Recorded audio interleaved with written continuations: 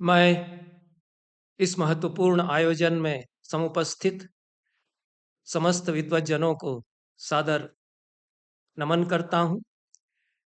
मैं महर्षि अगस्त्य के भारतीय संस्कृति तथा भारतीय ज्ञान परंपराओं को योगदान पर बहुत संक्षेप में अपनी बात कहने का प्रयास करूँगा।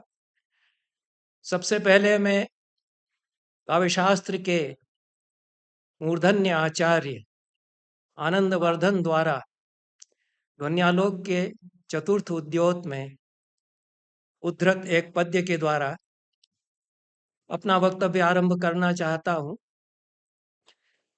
इस प्रकार से कविता में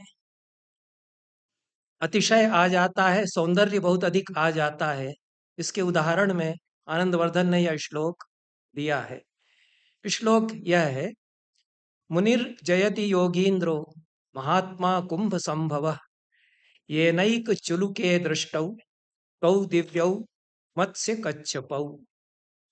कहा यह गया है इस श्लोक में कि ऐसे योगींद्र महात्मा कुंभ योनि अगस्त्य की जय हो, अर्थात उनको हम नमन करते हैं जिन्होंने अपने एक ही चुल्लू में विष्णु के दोनों अवतारों कच्छपावतार और मत्स्यावतार दोनों को एक साथ देख लिया। इस रूप में अगस्त्य महर्षि का जो स्मरण किसी अच्छे कवि ने किया है उनकी स्तुति में, और उन्होंने समुद्र को पी लिया था।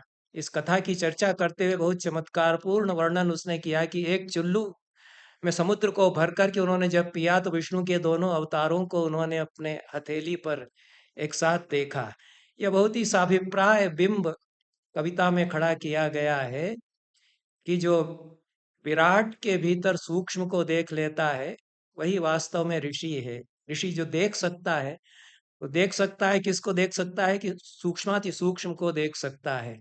हमारे एक बड़े चिंतक हुए रामावतार शर्मा, उन्होंने कहा कि आजकल के जो वैज्ञानिक हैं न्यूटन आदि वे भी ऋषि हैं, क्योंकि वे सूक्ष्म तत्व का दर्शन करते हैं, ऋषिर दर्शनात्।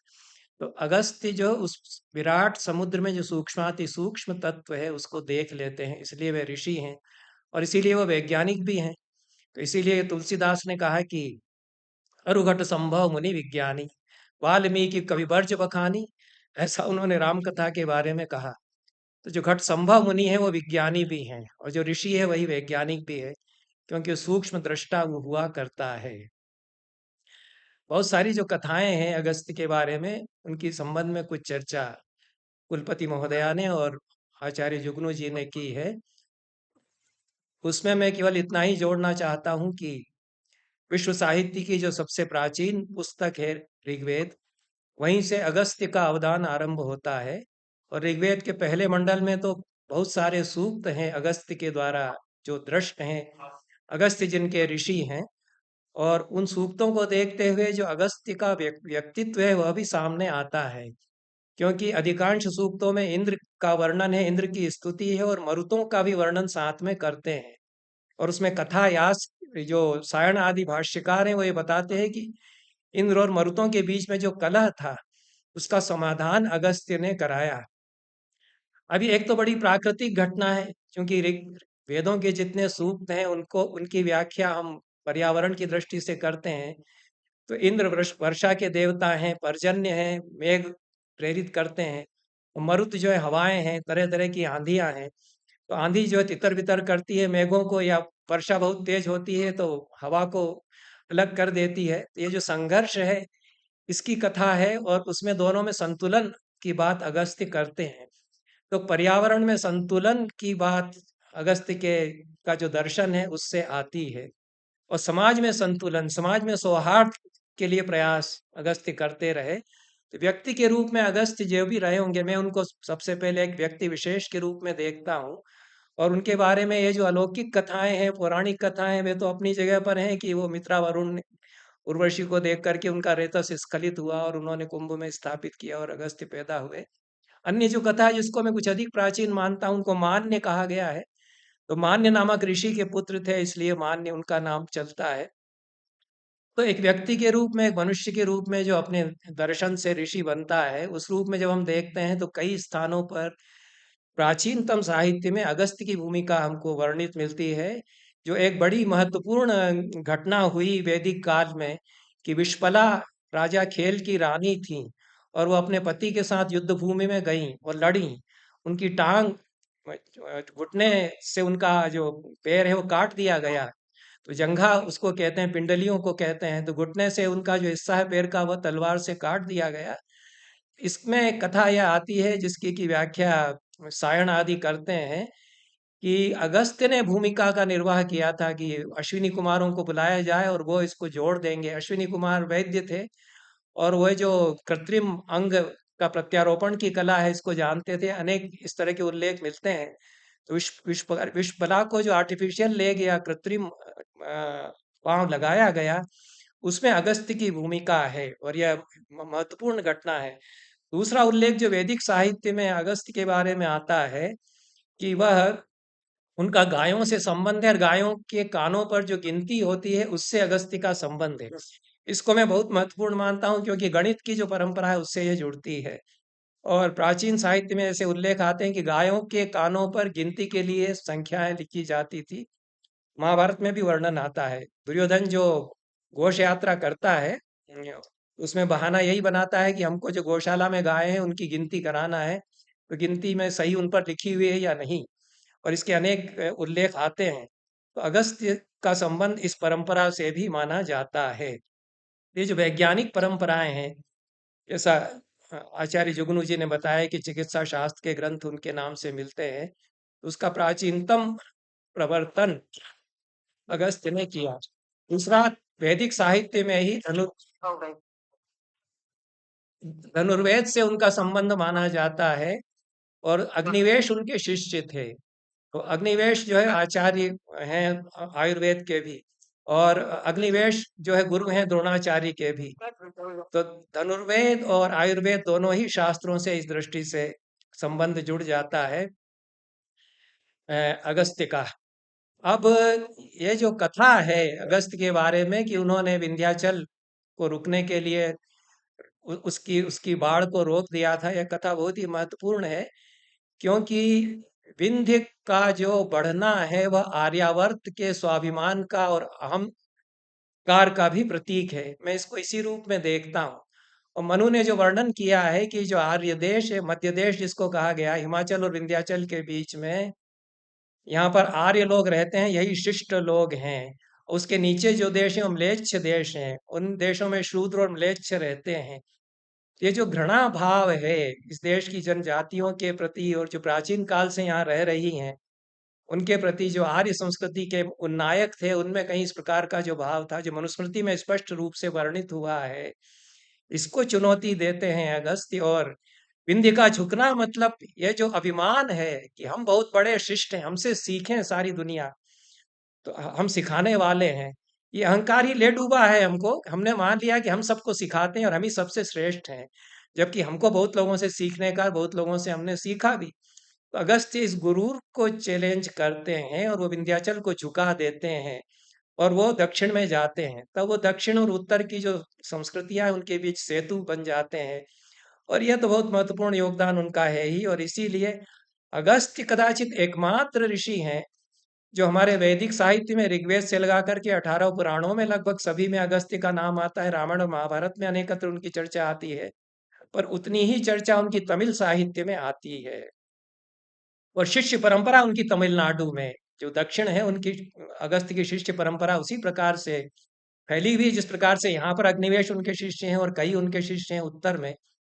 तो उत्तर से चल करके दक्षिण में सेतु बन करके जोड़ते हुए दोनों संस्कृतियों को अगस्त्य ने जो काम किया है, तो वहाँ तोलकाप्य में परंपरा आती है। तोलकाप्य में प्रसिद्ध ग्रंथ है तमिल भाषा का, उसका अनुवाद भी मिलता है। तो अगस्त्य के 12 शिष्यों में से एक थे तोलकाप्य, और अन्य 11 शिष्यों के भी वहाँ पर नाम मिलते हैं। और पहला व्याकरण उन्होंने तमिल का लिखा, जो अगस्त्यम नाम से व्याकरण उन्होंने लिखा। यह प्राप्त नहीं होता है तमिल भाषा में। बहुत प्राचीन काल में व्याकरण लिखा होगा, अगस्त्य के द्वारा लिखा गया होगा, वो प्राप्त नहीं होता है। लेकिन तोलकाप्य जो शिष्य परंपरा में उनके हैं सीधे, उन्होंने तो एक्नॉलेज किया ही है कि मैं अगस्त्य का शिष्य हूँ। और तमिल का व्याकरण और तमिल भाषा का काव्य शास्त्र उन्होंने लिखा है। बहुत ही महत्वपूर्ण ग्रंथ है तोलकाप्यम। वो काव्यशास्त्र के व्याकरण के जो काव्यशास्त्र और व्याकरण में जो लोग रुचि रखते हैं उनको इसको जरूर पढ़ना चाहिए, क्योंकि अनुवाद में प्राप्त होता है।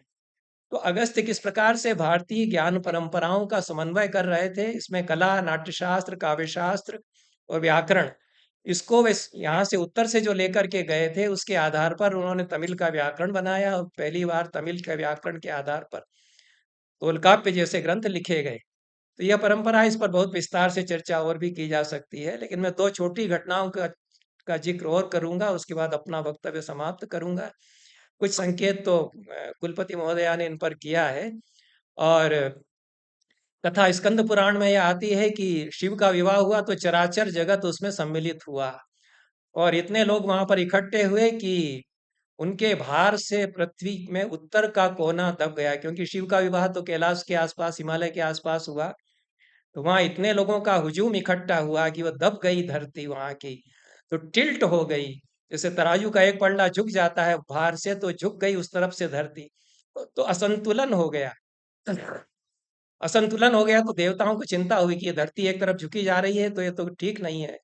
तो विष्णु के पास गए कि आप इसको संतुलित कीजिए, बराबर कर दीजिए, धरती एक तरफ झुक गई है, इतना वजन एक तरफ हो गया है। तो विष्णु ने कहा कि ये तो अगस्त्य ही कर देंगे, जो वो विंध्याचल को झुका सकते हैं, तो धरती को बराबर वो करने में उनके लिए कौन सी बड़ी बात है, उनसे जाकर के कहिए, वो कर देंगे।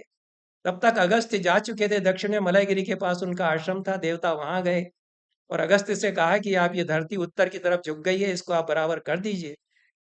अगस्त्य ने कहा कि ठीक है, मैं कर देता हूँ। तो चलते चलते वो धरती का जो दक्षिणी कोना था, कन्याकुमारी, वहां तक पहुंचे और अपने बाहर से उन्होंने उसको वापस समतल पर कर दिया। उत्तर का कोना फिर ऊपर हुआ, वो बराबरी पर आ गया। ये जो कथा है बहुत ही महत्वपूर्ण, मैं इसको मानता हूँ, क्योंकि आज जो समस्या कि हिमालय नष्ट कर दिया, ये जो सैलानी है, टूरिस्ट है, उन्होंने हिमालय पर प्रदूषण फैला करके, और इतना पर्यावरण उसका खराब हुआ है। शादी ब्याहों में जिस प्रकार से हम लोग पर्यावरण को नष्ट करते हैं, उसी के अभिप्राय से मैं इस कथा की व्याख्या करता हूँ कि ये जो उत्सव वगैरह होते हैं, और ये जो हमारी सैर सपाटा करने की इच्छा है, इसके कारण हिमालय का हमने कितना विनाश किया है। और अगस्त्य पर्यावरण के संतुलन के बहुत बड़े प्रतीक हैं, इसके लिए वो काम करते हैं। कदाचित इसलिए ये कथा चल पड़ी है कि उन्होंने पर्यावरण की रक्षा के लिए जो इतना काम किया है, उसके कारण धरती का उन्होंने बैलेंस्ड कर दिया, सारी धरती को, उसके आधार पर यह कथा चल पड़ी। इससे भी बहुत महत्वपूर्ण प्रसंग इससे जुड़ा हुआ है, उसी कथा के आगे आता है पुराणों में, कि वहां जब कन्याकुमारी पर पहुंच गए और धरती को उन्होंने बराबर कर दिया, तो उन्होंने देखा कि एक वैष्णव मंदिर है वहां पर। तो उन्होंने कहा कि भाई, हम वैष्णव मंदिर है, हम दर्शन कर लेते हैं। दर्शन करने के लिए द्वार पर पहुंचे। पुजारियों ने देखा कि उनके माथे पर त्रिपुंड लगा हुआ है, तो वो शेव हैं। तो पुजारियों ने कहा कि भाई, शेवों को यहाँ दर्शन की अनुमति नहीं है, आप नहीं जा सकते। तो अगस्त्य ने अपने तपोबल से जो त्रिपुंड था उसको वैष्णव तिलक में रूपांतरित कर लिया। वो योग बल, तपोबल तो उनका विख्यात ही है। उन्होंने कहा कि नहीं, आप लोगों ने ठीक से नहीं देखा है, मेरा माथे पर त्रिपुंड नहीं है, वैष्णव तिलक ही है, मुझे जाने दीजिए अंदर। तो पुजारियों ने कहा कि ठीक है, त्रिपुंड नहीं है, वैष्णव तिलक ही है, तो चले जाइए। वो अंदर गए। जैसे ही गर्भगृह में वो पहुंचे विष्णु की प्रतिमा के सामने, तो विष्णु की प्रतिमा उनके देखते ही शिव की प्रतिमा बन गई।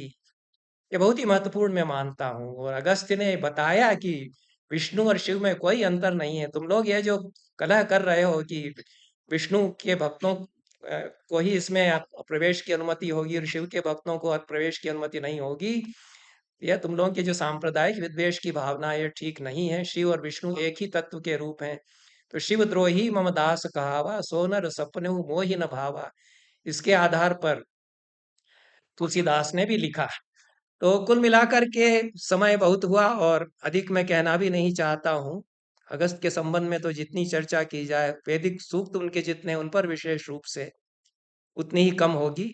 मैं अपनी बात यहीं पर समाप्त करता हूँ। मुझे अधिक समय भी नहीं था, मेरे पास अन्य कार्य भी हैं, पर मुझे समय दिया, मेरी बात आप लोगों ने अपूर्व धैर्य से सुनी, इसके लिए मैं बहुत बहुत धन्यवाद देता हूँ। सभी को नमस्कार, धन्यवाद।